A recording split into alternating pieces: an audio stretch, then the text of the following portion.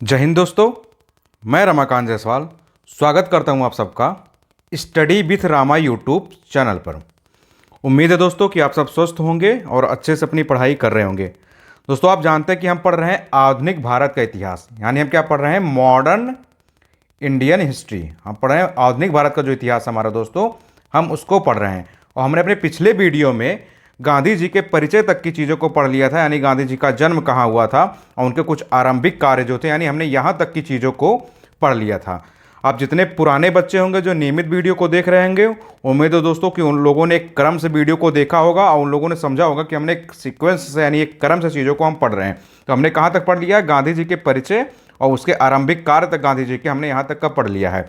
जो नए बच्चे हैं उनसे उम्मीद है कि वो लोग पहले पुराने वीडियो को देखें, तभी वो इस वीडियो को देखें, क्योंकि क्या होगा, आप चीज़ों को कोरिलेट नहीं कर पाएंगे, इंटरलिंक नहीं कर पाएंगे। अगर आप पहला वीडियो छोड़ के तीसरा पढ़ेंगे तो आप समझ ही नहीं पाएंगे, क्योंकि हिस्ट्री में जानते हैं ना, सबसे महत्वपूर्ण होता है चेंजेस, यानी परिवर्तन कैसे हुआ है। इस इतिहास पढ़ने का सबसे अच्छा तरीका ये होता है कि हम घटनाओं को अगर याद रखेंगे, जो परिवर्तन हुआ है उसी हिसाब से इतिहास का कालखंड नहीं बटा है। कि जानते हैं आप ना, ये प्राचीन भारत के इतिहास है, मध्यकालीन भारत के इतिहास है, आधुनिक भारत के इतिहास है। तो ये जो चेंजेज होते गए हैं उसी के हिसाब से इतिहास का खंड बनता भी गया है। तो आप सभी लोग जो अभी पहली बार वीडियो को देख रहे होंगे, उनसे उम्मीद है कि आप प्लेलिस्ट में जाके, आधुनिक मॉडर्न हिस्ट्री का प्लेलिस्ट बना हुआ है, आप उसमें जाके क्रम से पहले वीडियो को देखें। पॉलिटी की भी प्लेलिस्ट बना दी गई है, आप उसमें भी जाके एक क्रम से चीज़ों को देखें। तो आप सभी दोस्त जिस भी एग्ज़ाम की प्रिपरेशन कर रहे हो, आप जानते हैं कि हमारे जो आधुनिक भारत का इतिहास है, ये हर एक एग्ज़ाम के लिए महत्वपूर्ण है। चाहे आप वनडे के किसी भी एग्ज़ाम की प्रिपरेशन कर रहे हो, आप रेलवे की कर रहे हो, एसएससी की कर रहे हो, बैंकिंग की कर रहे हो, आप यूपी पीसीएस की कर रहे हो, समीक्षा अधिकारी, सहायक समीक्षा अधिकारी की कर रहे हो, आरओ एआरओ की। आप जानते हैं कि अभी उत्तर प्रदेश में समीक्षा अधिकारी की बहुत बड़ी मात्रा में वैकेंसी आने वाली है और यूपी पीसीएस का भी वैकेंसी अभी जल्द आने वाला है। तो आप जितने भी दोस्त हैं, आप जिस भी एग्ज़ाम की तैयारी कर रहे हो, आप जानते हैं कि आधुनिक भारत का जो इतिहास है वो लगभग हर एक एग्ज़ाम में महत्वपूर्ण होता है, क्योंकि इससे क्वेश्चन पूछा जाता है, बहुत बड़ी मात्रा में पूछा जाता है और आधुनिक भारत का जो है वेटेज सबसे ज़्यादा होता है। आपसे सीधे सीधे क्वेश्चन पूछ लिया जाता है और आप गलती कर देते हैं। तो आप जितने भी लोग हैं, अब बहुत ध्यान से वीडियो को देखेंगे, बहुत अच्छे से चीज़ों को समझने की कोशिश करेंगे। तो हमने गांधी जी की तक की चीज़ों को हमने पढ़ लिया था। अब हम देखते हैं गांधी जी के जो सिद्धांत हैं, उन सिद्धांत से क्या क्या क्वेश्चन आपसे पूछा जाता है, आप उसको भी देख लीजिए आपके पेपर में। तो देखिए, गांधी जी ने कुछ सिद्धांत दिया था, जो उनकी थ्योरी थी, आप उसको देख लीजिए। देखिए, सबसे पहले एक बार क्वेश्चन पूछा गया था कि दार्शनिक अराजकतावादी का सिद्धांत किसने दिया था। तो अगर आपसे पूछा जाए कि दार्शनिक अराजकतावादी का सिद्धांत किसने दिया था दोस्तों, तो गांधी जी ने दिया था। तो आप सबसे पहले जानिए अराजकता क्या है और अराजकतावादी क्या है। आप जानते हैं अराजकता को बोलते हैं दोस्तों एनार्की। एनार्की का मतलब होता है दोस्तों अराजकता, और इसी एनार्किज्म को बोलते हैं हम अराजकतावादी। यानी एक होता है एनार्किज्म, इसको हम बोलते हैं दोस्तों अराजकतावादी। यानी एनार्की होता है अराजकता, और इसी एनार्किज्म, एनार्की से ही बन जाता है दोस्तों क्या है? अनार्किज्म, यानी अराजकतावादी। तो जो दार्शनिक अराजकतावादी का सिद्धांत था, या किसने दिया था दोस्तों? ये दिया था गांधी जी ने दिया था। अब आप जानते हैं अराजकता का मतलब क्या होता है? मतलब देश में राजा या शासक का ना होना। अगर आपसे सिंपल पूछा जाए एनार्की का मतलब क्या होता है, यानी अराजकता का मतलब होता है कि देश में राजा, यानी जो शासक है, जो किंग है, उसका ना होना, मतलब अनियंत्रित एवं विधि विरोधी शासन व्यवस्था। मतलब एक ऐसा शासन व्यवस्था जो अनकंट्रोल हो और ला के खिलाफ हो। मतलब देश में ना तो राजा है, ना ही कोई शासक है, और ये जो शासन चल रहा है वो अनियंत्रित रूप से चल रहा है। तो इसका मतलब क्या हुआ? अराजकता जो है दोस्तों एक आदर्श है, इसी का सिद्धांत है एनार्किज्म। तो अगर आपसे पूछा जाए ये जो अराजकता क्या है, यह एक आदर्श है, और इसी से संबंधित जो सिद्धांत दिया गया, जो थ्योरी दी गई है, उसी थ्योरी को दोस्तों बोलते हैं अराजकतावादी, यानी एनार्किज्म। तो आप समझ गए होंगे कि एनार्की क्या है, एनार्किज्म क्या है। यानी अराजकतावाद अगर आपसे पूछा जाए, या अराजकतावाद किसको बोला जाता है, तो राज्य को समाप्त कर, मतलब जो स्टेट है, यानी जो कंट्री है, जो देश होता है, उसको समाप्त कर व्यक्तियों, समूहों और राष्ट्रों के बीच स्वतंत्र और सहज सहयोग द्वारा समस्त मानवीय संबंधों में न्याय स्थापित करने के प्रयत्नों का ही सिद्धांत होता है। अराजकता का मतलब आप समझ गए ना, कि देश में राजा या शासक का ना होना। अराजकता क्या? एक आदर्श, एनार्की एक आदर्श है, इसी से संबंधित जो थ्योरी है, जो सिद्धांत है, उसी को बोला जाता है एनार्किज्म यानी अराजकतावादी। और अराजकतावादी को आप दोस्तों ने समझ लिया है, मतलब क्या होता है, राज्य को ही समाप्त कर दिया जाता है। देश और राष्ट्र को समाप्त कर व्यक्तियों, समूहों और राष्ट्रों के बीच स्वतंत्र रूप से जो संबंध बनाए जाते हैं न्याय स्थापित करने के लिए, उसी को बोला जाता है। तो यानी अगर आपसे पूछा जाए जो दार्शनिक अराजकतावादी का सिद्धांत किसने दिया था दोस्तों, तो ये दिया था गांधी जी ने। ये क्वेश्चन पूछा गया आपसे एग्जाम में, तो आप इसको याद रखिएगा कि किसने दिया था, गांधी जी ने दिया था। अब हम बात करते हैं दोस्तों राम राज्य के युगल सिद्धांत की। तो राम राज्य के युगल सिद्धांत में दोस्तों क्या आता है, सत्य और अहिंसा। तो अगर आपसे पूछा जाए कि राम राज्य का ये जो युगल सिद्धांत है यह किसने दिया था, तो यह भी दिया था दोस्तों गांधी जी ने। इसके अंतर्गत क्या बातें मेन है, वो है सत्य और अहिंसा। मतलब आप सत्य बोलेंगे और हिंसा नहीं करेंगे, आप किसी भी रूप में हिंसा नहीं करेंगे, इसलिए अहिंसा और सत्य क्या था दोस्तों, यह रामराज्य का सिद्धांत यही बोला जाता है। रामराज्य के सिद्धांत के अंतर्गत यही चीज़ें आती है, यह भी गांधी जी ने ही दिया था। अब गांधी जी का जो समाजवाद था उसका अर्थ क्या होता है, सर्वोदय, मतलब हर एक व्यक्ति का विकास। गांधी जी का जो समाजवाद था उसका अर्थ क्या होता है दोस्तों, सर्वोदय। सर्वोदय का मतलब होता है हर एक व्यक्ति, वह कोई भी हो, छोटा हो, बड़ा हो, कैसा भी हो, हर एक व्यक्ति का सर्वोदय, मतलब उसका हर एक तरफ से सर्वोदय, मतलब हर एक तरफ से उदय, मतलब हर एक रूप से उसका विकास, वह कोई भी हो। तो गांधी जी के समाजवाद का अर्थ क्या था दोस्तों, सर्वोदय। तो अगर आपसे पूछा जाए सर्वोदय का सिद्धांत किसने दिया था, तो यह भी दोस्तों गांधी जी ने ही दिया था। इस सर्वोदय के सिद्धांत को आप याद रखिएगा, यह भी किसने दिया था, गांधी जी ने दिया था। यह भी क्वेश्चन आपसे एग्जाम में बहुत पूछा गया है। अब हम बात करते हैं दोस्तों सत्याग्रह रणनीति की। तो देखिए यह था गांधी जी का सर्वाधिक प्रभावी अस्त्र। उसमें आता है उपवास, जिसको बोला गया है अग्निबाण। यानी गांधी जी जो जानते हैं ना, गांधी जी सत्याग्रह के सिद्धांत अपनाए हुए थे, उनमें उनका सबसे प्रभावी अस्त्र क्या था, वो था उपवास। आप जानते थे अंग्रेजों का जब उनको विरोध करना होता था वह भूख हड़ताल पर बैठ जाते थे, इसी को बोला गया है दोस्तों उपवास। क्या करते थे गांधी जी, भूख हड़ताल पे बैठ जाते थे, क्योंकि वो हिंसा को नहीं करना चाहते, वो अहिंसा के सिद्धांत का पालन करते थे। इसलिए वो विरोध करने के लिए क्या करते थे, उपवास करते थे, भूख हड़ताल पे बैठ जाते थे। यही गांधी जी का सबसे प्रभावी अस्त्र था। इसी को दोस्तों क्या बोल दिया गया है, अग्निबाण, कि मतलब गांधी जी अग्निबाण चला के अंग्रेजों को धराशायी करते देते। तो अग्निबाण क्या था, वह यही था उपवास। कि गांधी जी को जब अंग्रेजों का विरोध करना होता था तो वह क्या करते थे दोस्तों, उपवास पे बैठ जाते, यानी भूख हड़ताल पे बैठ जाते थे। इनका सबसे अंतिम अस्त्र यही था, हड़ताल।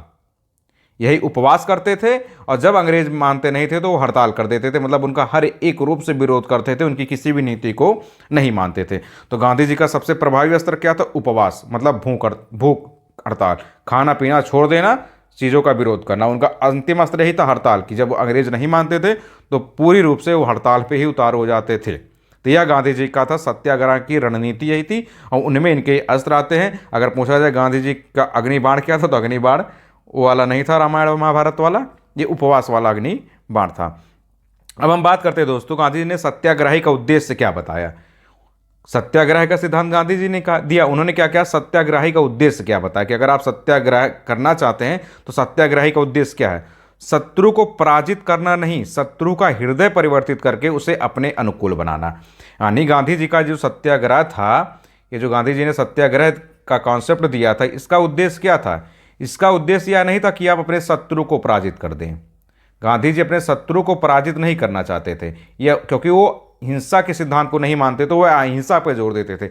उनका उद्देश्य क्या था कि शत्रु का जो हृदय है, यानी उसका जो विचार है, उसको परिवर्तित कर दिया जाए, क्योंकि अगर विचार परिवर्तित हो जाएगा तो वह काम सही करेगा। तो गांधी जी का सत्याग्रह यह था। गांधी जी ने जो अपने सत्याग्रह के कॉन्सेप्ट को लाया था, उनका इसका मतलब ये नहीं था कि आप अपने शत्रु को युद्ध में पराजित कर दें, मतलब आप हिंसा करें, नहीं, वो अहिंसा पे बहुत जोर देते थे और सत्य वाले पे बहुत जोर देते थे। उनके सत्याग्रह का सिद्धांत यही था कि आप अपने शत्रु को पराजित नहीं करना है, शत्रु का जो हृदय है, यानी उसका जो विचार, उसकी जो थॉट प्रोसेस है, उसको परिवर्तित करके अपने अनुकूल बनाना। क्योंकि अगर एक बार उसके विचार बदल जाएंगे तो वह हमेशा अच्छा काम ही करेगा। यह गांधी जी के सत्याग्रह का उद्देश्य था। गांधी जी इस कॉन्सेप्ट पे चलते थे, उन्होंने सत्याग्रह का उद्देश्य यही लोगों को बताया। गांधी जी की इच्छा क्या थी दोस्तों, राज्य विहीन समाज की स्थापना करना।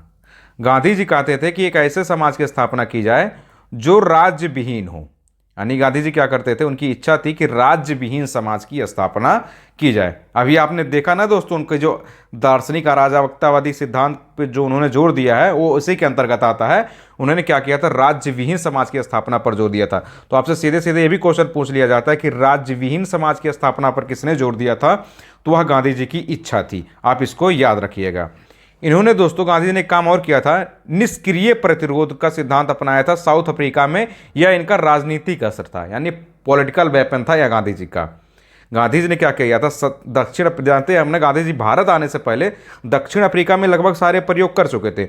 वहां उन्होंने निष्क्रिय प्रतिरोध को अपनाया था, मतलब वहां पर उन्होंने एक्टिव रूप में नहीं दोस्तों, इनएक्टिव रूप में वहां उन्होंने निष्क्रिय रूप से प्रतिरोध किया, यानी निष्क्रिय रूप से विरोध किया दक्षिण अफ्रीका में।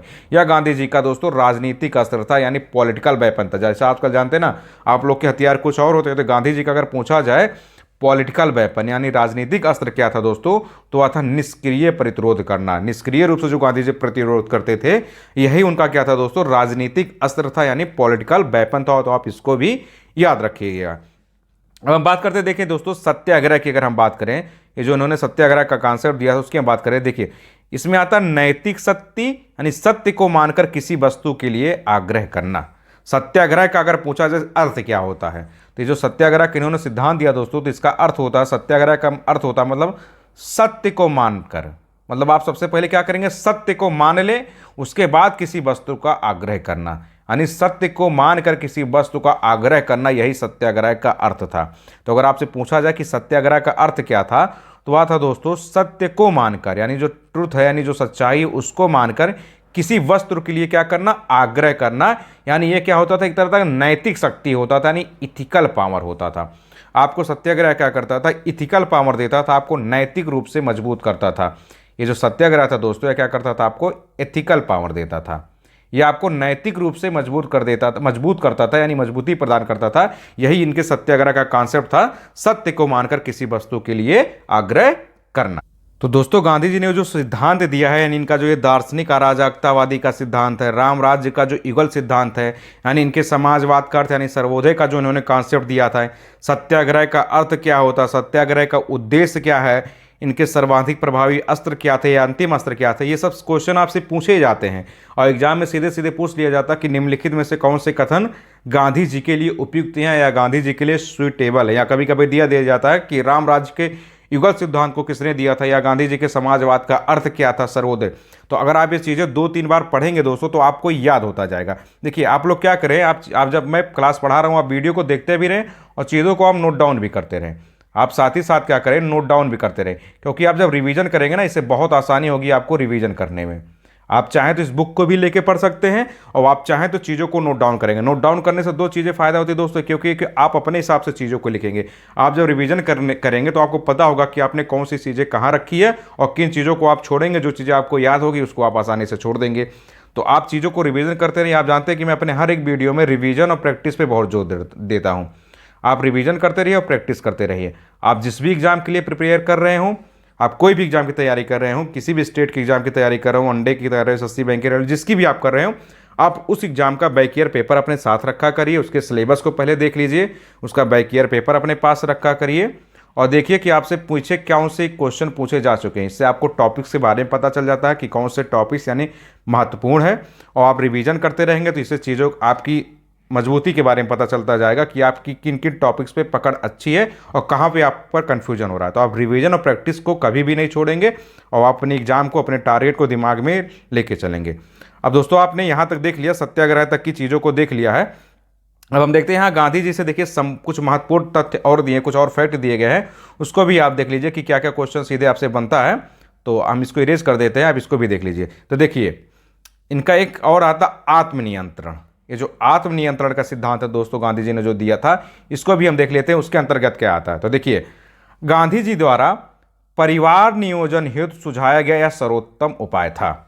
आप आजकल जानते हैं कि फैमिली प्लानिंग यानी परिवार नियोजन पे बहुत जोर दिया जा रहा है। आप अभी भी देख रहे हैं, जो आज का समय हमारा चल रहा है, आप उसमें देख रहे होंगे कि फैमिली प्लानिंग पर बहुत जोर दिया जा रहा है। आपने ये भी सुना होगा कि अभी केंद्र सरकार इस पर क्या बिल भी लेके आने वाली है कि कुछ राज्यों में शायद ये कर भी दिया गया कि आप इतने से ज़्यादा बच्चे नहीं पैदा कर सकते। यानी ये फैमिली प्लानिंग वाला कॉन्सेप्ट बहुत ज़ोरों से चल रहा है, क्योंकि आप जान रहे हैं कि जनसंख्या जो है, पॉपुलेशन जो है, वो बहुत तेज़ी से बढ़ता जा रहा है। तो यानी फैमिली प्लानिंग पे इसलिए जोर दिया जा रहा है। तो गांधी जी ने क्या किया था, बहुत पहले ही गांधी जी द्वारा परिवार नियोजन के लिए यानी फैमिली प्लानिंग के लिए कौन सा उपाय सुझाया गया था, आत्मनियंत्रण यानी सेल्फ कंट्रोल। गांधी जी ने कहा था कि अगर आप सेल्फ कंट्रोल कर लेंगे तो आप अपने आप ही अपने फैमिली को नियोजित कर लेंगे। उनका कहना था अगर आप सेल्फ कंट्रोल कर लें, मतलब अगर आपके दिमाग में चीज़ें हैं कि आपको 2 बेबी से ज़्यादा नहीं चाहिए, तो आपका सेल्फ कंट्रोल है, इसके लिए किसी एक्ट की ज़रूरत नहीं पड़ेगी। लेकिन आजकल आप जान रहे हैं दोस्तों कि जनसंख्या बहुत बड़ी मात्रा में बढ़ रही है। कुछ इसके अंधविश्वास भी होते हैं अलग अलग क्षेत्रों में, कुछ इसकी मान्यताएं भी है, और अभी केंद्र सरकार इस पर कोई बिल लेके आने वाली है। देखिए उसमें क्या प्रावधान आते हैं, क्या बातें रखी जाती है। और फैमिली प्लानिंग पे आप जान रहे हैं, इस पे बहुत सारे के ऐड भी आते हैं, बहुत सारी चीज़ें बताई भी जाती कि कैसे आपको करना है। लेकिन अगर आप पूछा जाए कि गांधी जी ने, एक क्वेश्चन पूछा भी गया है दोस्तों कि गांधी जी द्वारा परिवार नियोजन के लिए यानी फैमिली प्लानिंग के लिए सुझाया गया सर्वोत्तम उपाय क्या था, तो आत्मनियंत्रण था, यानी सेल्फ कंट्रोल था। उन्होंने कहा अगर हर व्यक्ति सेल्फ कंट्रोल कर ले, मतलब आत्मनियंत्रण कर ले, तो किसी ऐड की ज़रूरत नहीं होगी, किसी प्रिकॉशन की ज़रूरत नहीं होगी। आप चाहें तो आप खुद से, अगर आपके दिमाग में है कि आपको सिर्फ 2 बेबी चाहिए, तो आप उसको खुद से कर सकते हैं। यह गांधी जी का था फैमिली प्लानिंग के लिए सुझाया गया उपाय। आप इसको दोस्तों याद रखिएगा। अब हम बात करते हैं, देखिए डरबन कहाँ पड़ता है दोस्तों, साउथ अफ्रीका में पड़ता है, दक्षिण अफ्रीका में पड़ता है। वहाँ पर उन्होंने क्या किया, 1893 ईस्वी में दादा अब्दुल्ला का मुकदमा लड़ने के लिए गए थे। हमने आपसे पिछले वीडियो में बताया था दोस्तों कि हम बताएंगे आपको कि गांधी जी दक्षिण अफ्रीका किसका मुकदमा लड़ने के लिए गए थे। तो देखिए यहाँ पर दिया गया दोस्तों, गांधी जी जब साउथ अफ्रीका कब गए थे, 1893 गए थे, यह भी पूछा गया है। 1893 में गांधी जी साउथ अफ्रीका में गए थे। साउथ अफ्रीका में कहाँ गए थे दोस्तों, डरबन में गए थे। और वहाँ क्या करने गए थे, एक व्यक्ति था दादा अब्दुल्ला, उसी का मुकदमा लड़ने के लिए दोस्तों गांधी जी दक्षिण अफ्रीका गए थे। यानी इन्होंने अपने जो प्रयोग भारत में किए हैं उसका छोटे रूप में प्रयोग उन्होंने साउथ अफ्रीका में कर लिया था। और किस सिलसिले में वहाँ गए थे, दादा अब्दुल्ला एक व्यक्ति था, उसका मुकदमा लड़ने के लिए दोस्तों वह साउथ अफ्रीका में डरबन गए थे। उसके बाद वह दोस्तों भारत में आए थे। अब हम बात करते हैं दोस्तों, अगर ये भी क्वेश्चन पूछा गया है कि गांधी जी के राजनीतिक गुरु कौन थे, तो आप याद रखिएगा गांधी जी के जो राजनीतिक गुरु थे वह थे गोपाल कृष्ण गोखले। यहाँ दोस्तों बात की जा रही राजनीतिक गुरु की यानी पॉलिटिकल गुरु की। आप इसको याद रखिएगा कि गांधी जी के पॉलिटिकल गुरु कौन थे यानी राजनीतिक गुरु कौन थे दोस्तों, तो वह थे गोपाल कृष्ण गोखले। आप ये नाम याद रखिएगा। ये गोपाल कृष्ण गोखले दोस्तों 2 लोगों के गुरु थे, जिन्ना के भी गुरु यही थे। जो मोहम्मद अली जिन्ना है दोस्तों, जो पाकिस्तान के बारे में जब आप पढ़ेंगे तो मोहम्मद अली जिन्ना के बारे में पढ़ेंगे। अभी आप आगे जब पढ़ेंगे स्वतंत्रता अधिनियम, तो आप वहाँ भी पढ़ेंगे। तो जो गोपाल कृष्ण थे गोखले जी जो थे, ये दोनों लोगों के पॉलिटिकल गुरु थे। गांधी जी के भी राजनीतिक गुरु यही थे और जिन्ना के भी राजनीतिक गुरु यही थे। तो आप याद रखिएगा, यहाँ पे नहीं दिया है दोस्तों, तो आप यहाँ ऐड कर लीजिएगा अपने नोट्स में कि मोहम्मद अली जिन्ना के भी पॉलिटिकल गुरु कौन थे, तो वह थे गांधी जी ही थे। आप इसको याद रखिएगा। अब हम देखते हैं दोस्तों गांधी जी के बारे में कुछ और। 1901 में यानी 1901 में क्या हुआ था, कांग्रेस का जो कलकत्ता अधिवेशन हुआ था उसमें पहली बार गांधी जी ने भाग लिया था। तो अगर आपसे पूछा जाए गांधी जी ने पहली बार कांग्रेस के किस अधिवेशन में भाग लिया था, तो कलकत्ता अधिवेशन में भाग लिया था। वह भी कब, 1901 में। क्वेश्चन बहुत पूछा गया दोस्तों कि गांधी जी ने कांग्रेस के किस अधिवेशन में पहली बार भाग लिया था, तो कलकत्ता अधिवेशन में उन्होंने फर्स्ट टाइम भाग लिया था। कब, 1901 में। तो आप इसको याद रखिएगा। अब हम दोस्तों देखते हैं, देखिए बंबई विधि कार्यालय की इन्होंने स्थापना की। गांधी जी ने एक विधि कार्यालय यानी एक लॉ ऑफिस की स्थापना कहाँ की थी, तो बंबई में की थी। ये भी क्वेश्चन आप याद रखिएगा कि गांधी जी ने विधि कार्यालय की स्थापना कहाँ पर की थी, तो वह कहाँ पर किया था दोस्तों, बंबई में किया था। यह भी क्वेश्चन आपसे बहुत पूछा गया है कि गांधी जी ने विधि कार्यालय यानी लॉ ऑफिस की स्थापना कहाँ की थी, तो वह बंबई में की थी। आप इसको याद रखिएगा। अब हम दोस्तों देखते हैं क्या होता है, 17 जून 1917 को यानी 17 जून 1917 को क्या होता है, सत्याग्रह आश्रम का साबरमती नदी के किनारे इन्होंने स्थानांतरण कर दिया। गांधी जी ने जो सत्याग्रह आश्रम बनाया था, कब बनाया था दोस्तों, आप उसके बारे में अभी आगे पढ़ेंगे। तो इन्होंने क्या किया था, जो इनका सत्याग्रह आश्रम था इसका साबरमती नदी के किनारे ट्रांसफर कब कर दिया था, 1917 में 17 जून को। यानी इनका सत्याग्रह वाला आश्रम कहाँ था दोस्तों, साबरमती नदी के किनारे था। आप इसको याद रखिएगा। आप गूगल करके देखिएगा साबरमती नदी कहाँ पर है। कुछ लोगों को पता भी होगा, अगर नहीं पता होगा तो मैं अगले वीडियो में आपको बता भी दूंगा मैं यहाँ जानबूझ के नहीं बता रहा हूँ ताकि आप भी कुछ रिसर्च करें, और जिन लोगों को पता होगा वो कमेंट बॉक्स में बता देंगे कि साबरमती नदी कहाँ पर है। तो आप इसको गूगल करके या किसी बुक से पढ़ के बताइए हमें कि साबरमती नदी कहाँ पर है। तो आप इसको याद रखिएगा, इन्होंने साबरमती नदी के किनारे अपने सत्याग्रह आश्रम का क्या कर दिया था, ट्रांसफ़र कर दिया था, यानी स्थानांतरण कर दिया था। तो गांधी जी के बारे में जो फैक्ट दोस्तों आप इसको भी याद रखिएगा। अब हम बात करते हैं सत्ता का विकेंद्रीकरण वाला सिद्धांत गांधी जी का क्या था। देखिए, राजनीति के क्षेत्र में गांधी जी का सर्वाधिक महत्वपूर्ण यह सुझाव था। उन्होंने क्या किया था, उन्होंने कहा था कि आप सत्ता का विकेंद्रीकरण कर दीजिए, यानी डिसेंट्रलाइजेशन कर दीजिए। आप जानते हैं ना, दो तरह के प्रावधान होते हैं, एक होता है केंद्रीकरण, आप जानते हैं एक होता है केंद्रीकरण यानी सेंट्रलाइजेशन, एक होता है विकेंद्रीकरण यानी डिसेंट्रलाइजेशन। केंद्रीकरण का मतलब होता है कि मान लीजिए छोटी छोटी शक्तियां हैं, इसके ऊपर एक बड़ी शक्ति है, यानी इन सारी शक्तियों का नियंत्रण कौन करता है, यह बड़ी शक्ति के हाथ में सब कुछ है, इसी को बोला जाता है केंद्रीकरण। आप इसको ऐसे नॉर्मल लैंग्वेज में समझ लिए कि केंद्रीकरण सेंट्रलाइजेशन का मतलब क्या होता है दोस्तों। मान लीजिए ये छोटे छोटे लोग 5 लोग हैं मान लीजिए, या 6 लोग हैं, मान लीजिए इन 6 लोगों को कोई शक्ति दी गई है, लेकिन इस शक्ति का मेन पावर किस व्यक्ति के पास है, इस व्यक्ति के पास, यानी केंद्रीकरण। जैसे मान लीजिए आप किसी कर्मचारी का जो किसी कंपनी का जो ऑनर होता है, उसके अंतर्गत कई सारे एम्प्लॉय काम करते हैं।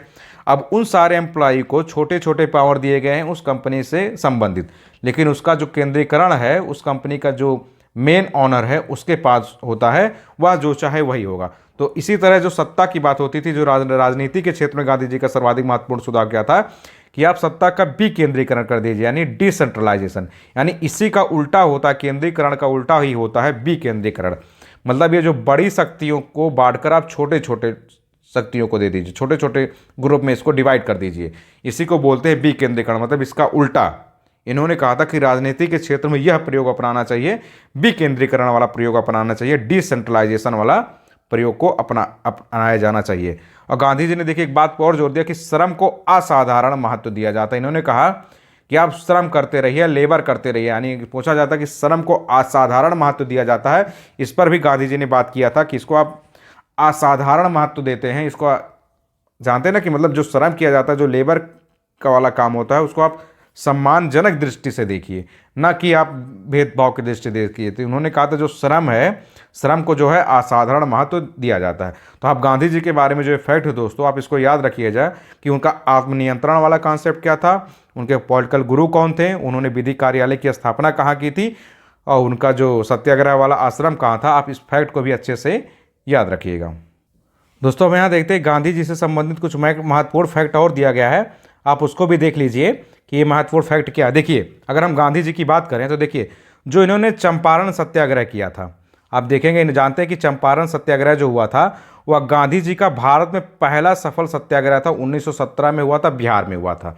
तो आप पहले ये याद रखिएगा दोस्तों कि ये जो चंपारण सत्याग्रह हुआ था कब हुआ था, 1917 में हुआ था, यानी 1917 में हुआ था। कहाँ पर हुआ था, बिहार में हुआ था।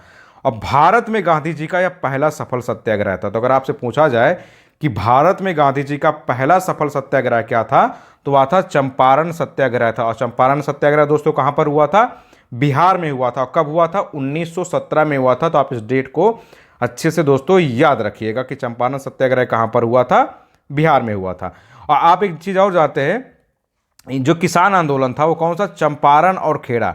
तो चंपारण वाला जो आंदोलन था और जो खेड़ा वाला आंदोलन था, ये दोनों क्या था, किसान आंदोलन था। आप जानते हैं ना 3 तरह के आंदोलन उस समय होते, चंपारण, अहमदाबाद, खेड़ा, और तीनों ही एक क्रम से याद हुए थे। मैं इसको कल आपको बता दूंगा इसके बारे में कि आपको इसको कैसे याद रखना है। आप केवल इतना यहाँ याद रखिए कि अगर पूछा जाए किसान आंदोलनों में इन तीनों में कौन था, तो चंपारण और खेड़ा जो था किसान आंदोलन था, और अहमदाबाद में जो हुआ था वो औद्योगिक मजदूरों का आंदोलन था।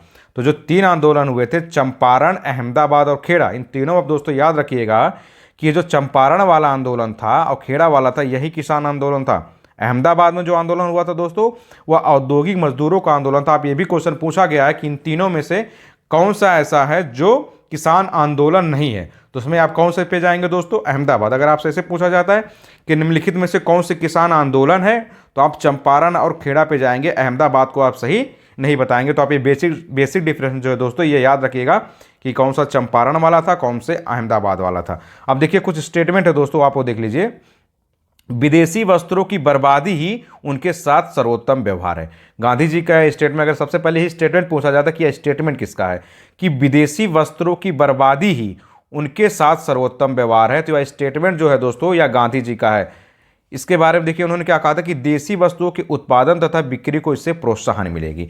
उन्होंने कहा कि जो विदेशी वस्त्र है आप उनकी बर्बादी करिए, मतलब आप उनको बढ़ावा मत दीजिए, आप उनको मत यूज करिए, यही उनके साथ सबसे अच्छा व्यवहार है। क्योंकि जब आप विदेशी वस्त्रों को यूज नहीं करेंगे तो यहाँ पर चीज़ों को प्रोड्यूस ही नहीं कर पाएंगे, यहाँ पर वो चीज़ों को सेल ही नहीं कर पाएंगे। आप अपने जानते ना गांधी जी चरखा काटने पे विश्वास रखते थे, आप उन्होंने उनका चरखा वाला फिगर देखा होगा कि गांधी जी सूत काटते थे, वो कहते थे कि अपने वस्त्र खुद बना के पहनिए। इससे क्या होगा, जो अंग्रेजों के जो बने बनाए क्लॉथ्स हैं, जो गुड्स हैं, जो सामान है, आप उनको नहीं यूज करेंगे, यही उनके लिए सबसे बड़ी बर्बादी। क्योंकि उनका मेन उद्देश्य क्या होता था दोस्तों, धन अर्जित करना, यानी मनी अर्जित करना। वो हर तरह से क्या चाहते थे कि मनी अर्जित करना चाहते थे। लेकिन जब उनके बनाए प्रोडक्ट यहाँ पर सेल ही नहीं होंगे तो कैसे अर्जित करेंगे। इसीलिए गांधी जी ने स्टेटमेंट दिया था कि विदेशी वस्त्रों की ही बर्बादी उनके साथ सर्वोत्तम व्यवहार। इससे क्या होगा दोस्तों, देसी वस्तुओं का जो उत्पादन होगा और जो बिक्री होगा उसको प्रोत्साहन मिलेगा। क्योंकि आज जब सूत काटकर अपने वस्त्र खुद बनाएंगे तो इससे देसी शिल्प उद्योगों को भी बढ़ावा होगा और उसकी बिक्री भी बड़े मात्रा में होगी। अब गांधी जी का एक स्टेटमेंट और है दोस्तों, वो भी पूछा जाता है कि एक देखिए, हरिजन सेवा मेरा जीवन श्वास है, इसलिए इसके बिना मैं एक क्षण भी जिंदा नहीं रह सकता। तो अगर पूछा जाए यह स्टेटमेंट किसका है, तो यह भी गांधी जी का ही स्टेटमेंट है। क्या है कि देखिए इन्होंने कहा था कि हरिजन सेवा मेरा जीवन श्वास है, इसलिए इसके बिना मैं एक क्षण भी जिंदा नहीं रह सकता। आप जानते हैं दोस्तों, यहाँ पे गांधी जी ने जो हरिजन टर्म दिया था या अनुसूचित जाति के लिए दिया था। आज का जो बोला जाता है दोस्तों अनुसूचित जाति, यानी ये जो शेड्यूल कास्ट वाली जाति है, एससी वाली जाति है, इसी को दोस्तों उन्होंने हरिजन नाम दिया था। हरि मतलब होता है दोस्तों भगवान, और जन मतलब होता है लोग। हरिजन का जो शाब्दिक अर्थ होता है दोस्तों वह होता है भगवान के लोग। तो सबसे पहले यही भी क्वेश्चन एक जगह कहीं पूछा गया दोस्तों कि हरिजन जो शब्द था या किसने दिया था। तो हरिजन जो टर्म था, हरिजन जो शब्द था दोस्तों, यह देने वाले कौन थे, गांधी जी थे। हरि का मतलब होता जानते दोस्तों आप भगवान, और जन का मतलब होता है लोग।